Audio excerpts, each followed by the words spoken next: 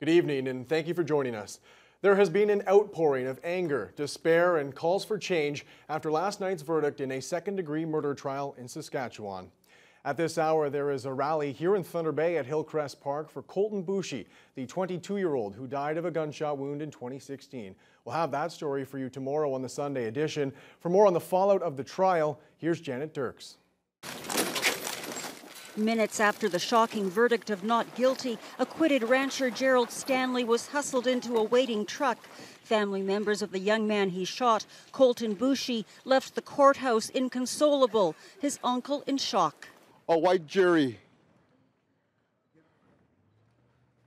came out with a verdict of not guilty of Gerald Stanley, who shot and killed my nephew. Boushie was a 22-year-old Indigenous man from Red Pheasant First Nation. On August 9, 2016, he and 4 friends drove onto the Stanley property. They say they were looking for help with a flat tire, but the rancher testified he saw one male jump onto a quad. Stanley went to his shed and said he got his handgun, fired 2 warning shots, and then reached into the SUV where Boushie was in the front seat. Stanley said he was trying to turn off the ignition with one hand. His other hand still held the handgun. He told the court the gun just went off. Boushie died of a single gunshot wound to the head. Then my finger accidentally pressed the trigger. What a bunch of garbage. Boushie's family members feel they got third-rate justice. But we live in a society where we are treated differently and looked at differently. They say the jury was not diverse, without anyone of apparent Indigenous background. Yet this chief says until the verdict came down, they still had an inkling of faith in the system that in the end betrayed them. And that's got to change. Indigenous people are on the rise. Canada's Prime Minister weighed in from a news conference in Los Angeles. Indigenous people across this country are angry, they're heartbroken. And I know Indigenous and non-Indigenous Canadians alike know that we have to do better.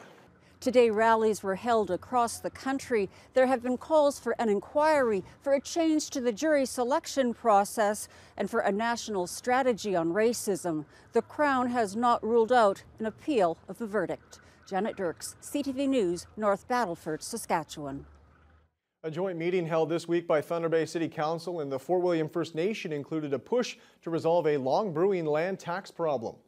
The dispute covers the land to the north of the reserve as well as south near Loch Lomond Road. The property was expropriated from the First Nation in 1905 for a rail terminus which was never built. Fort William won back part of the land in 1999 and reached a final settlement with the federal government in 2016. But Thunder Bay still sends tax bills to tenants there. The First Nation says it never agreed to give up the land or the authority to tax it. At the Joint Council meeting, Chief Peter Collins announced they had passed a resolution calling on Thunder Bay and the province to return taxing authority.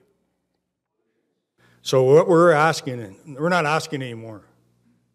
We have given you a council resolution that states we no longer recognize the taxing authority of the city or the province. And we put the province on notice also already. We've issued our resolution to them, and that's where we're at. Thunder Bay staff say the city is required by Ontario law to send tax orders to those property owners. However, City Manager Norm Gale says the city and First Nation are looking at non-legal solutions to the issue. The disputed land also includes Chippewa Park and Sandy Beach. Collins says there's been no new talks on returning either of those properties to the First Nation. If you're wondering why all the hotels were full in Dryden this week, it was mainly due to one of the largest hockey tournaments in the region. The 16th annual Lil Bands Hockey Tourney featured over 1,500 First Nation hockey players, coaches, and families. Adam Riley managed to catch some of the action, and he files this report. They've come from far away to do one thing, play hockey. Hundreds of young players from 26 First Nation communities descended upon Dryden and Eagle Lake First Nation this week for the 2018 Lil Bands Hockey Tournament. In total, 66 teams in divisions ranging from Pee-wee to midget, as well as 8 girls teams are competing. Ziggy Beardy is one of the organizers for the tournament, which started in 2002 with just 4 teams in the Sioux Lookout area. We started off small, struggled, but now we see the fruits of our labor. Now there's 66 teams here from all across the north, and even one three teams from Garden Hill, Manitoba. This year, there was a bit of a controversy leading up to the tournament regarding issues of racism in Dryden. In early January, City Councillor Nick Bayak defended comments made by his mother, Senator Lynn Bayak, which many have deemed racist in nature.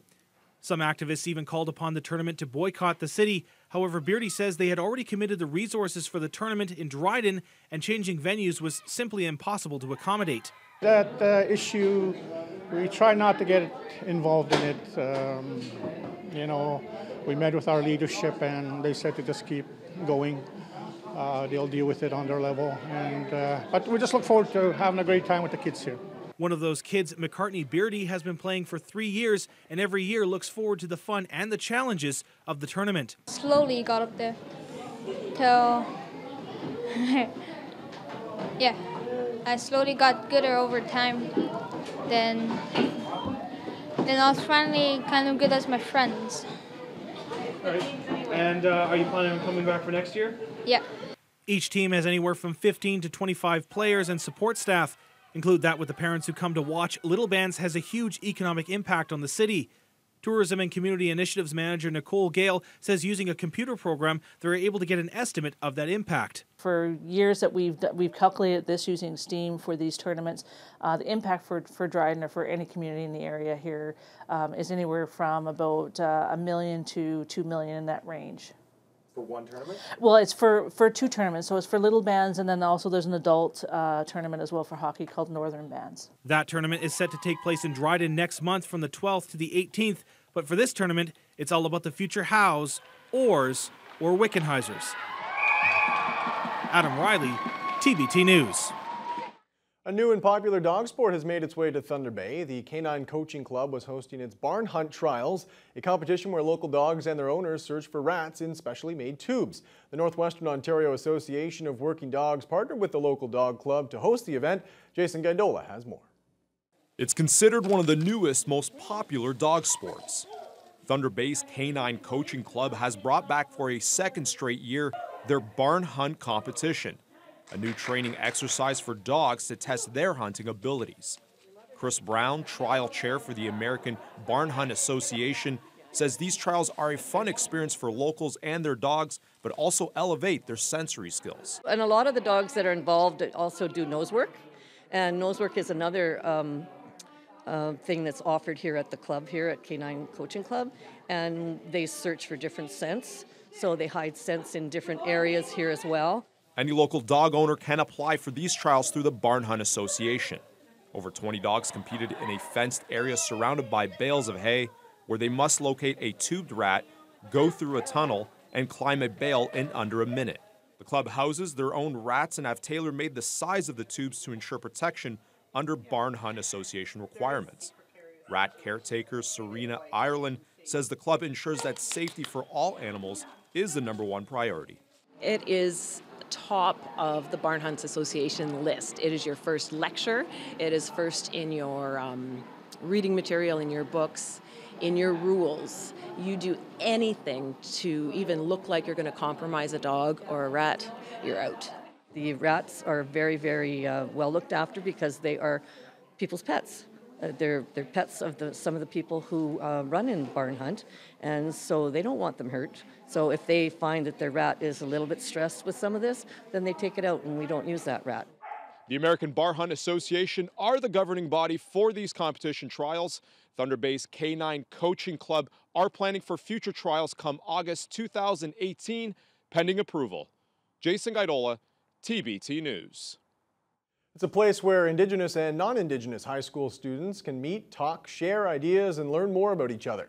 And this week, Superior Collegiate's Aboriginal Student Committee received a special gift from the White Sand First Nation Band Council.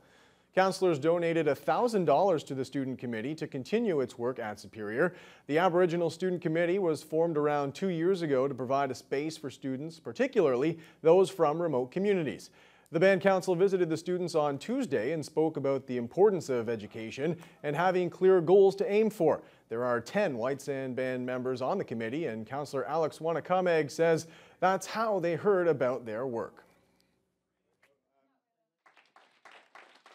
I felt proud, for one thing, because it shows me and it tells me that our future it looks good.